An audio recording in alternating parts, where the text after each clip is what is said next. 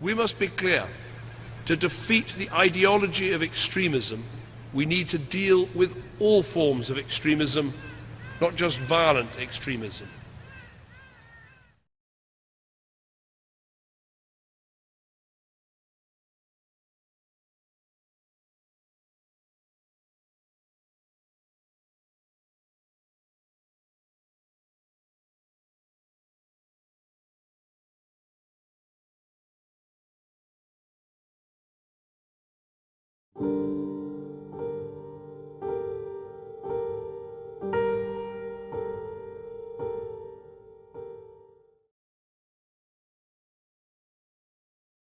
It really upsets me that we should have many more police officers speaking up because it's so obvious. All you got to do is look at the 9/11 Commission report and say, well, wait a minute, they left out an entire building.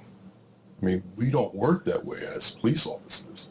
When we're assigned to investigate a collision, a 3-car collision, if we don't have 3 cars in that collision report, our sergeant will jump down our throat.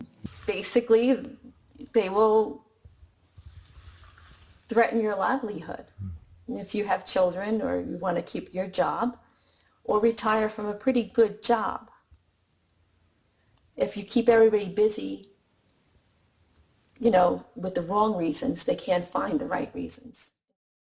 All the evidence stacks one way and it points towards internal tyranny. Can you show me proofs that the threats from Islamic terrorism? Because without the proofs, I'm not prepared to lie for you. They offered me resignation, they offered me to retire, they took me to the occupational health, but I said, no, you're going to have to sack me for this. I absolutely knew that that was a controlled demolition. There was just no doubt in my mind from the experience of seeing demolitions where, you know, as a police officer, having to go there and actually throw a cordon around the building whilst it was pancaked down. So that really had me questioning. And then, of course, when I saw the BBC News programme, the 24-hour programme with Jane Stanley announcing that Building 7 had fallen, and seeing the disparity of the time, you know, I think it was about a 20-minute in advance. Obviously, you know, she had very strong psychic powers, or perhaps the script was read in advance, and that's certainly the version that I prefer to believe. I achieved the American dream only to wake up to the American nightmare. It was a tough situation for us all. We lost 343 guys on that day.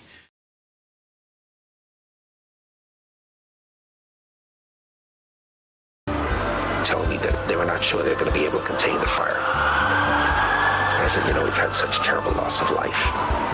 Maybe the smartest thing to do is pull it.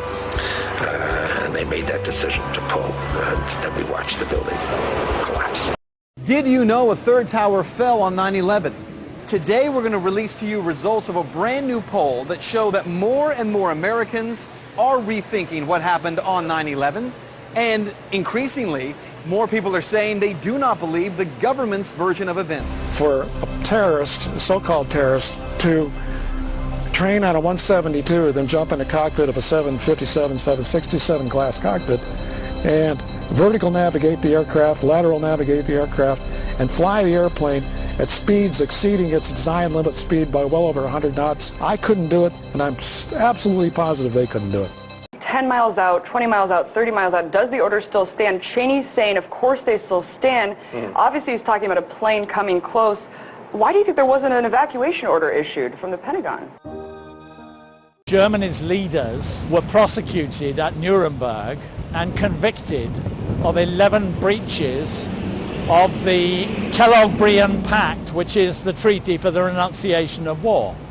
And one of the key arguments that Germany's leaders made was that they were only following orders. Now, the judges said, no, that's not good enough.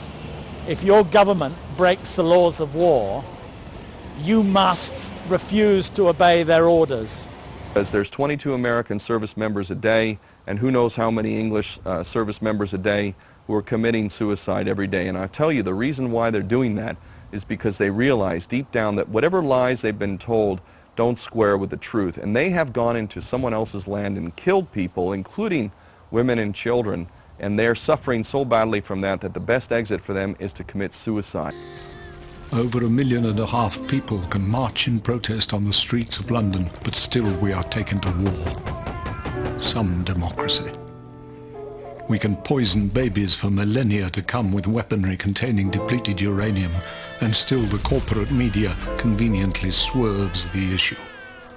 We asked numerous church leaders to take part in this film. They all declined. A shame.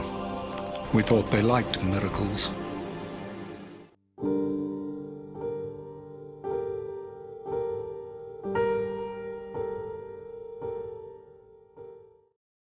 Tony was on trial for failing to pay his TV licence, which is used to fund the BBC.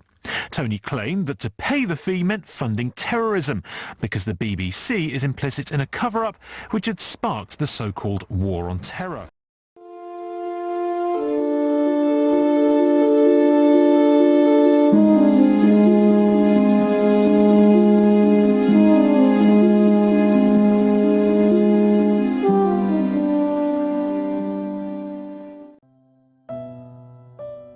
It wasn't only people who died on 9/11. It was trust. Trust that the laws these men fought for would be cherished and preserved. Faith that our leaders and press would never con a new generation of soldiers into breaking those laws. And they have. And this time for a series of abject and calculated lies.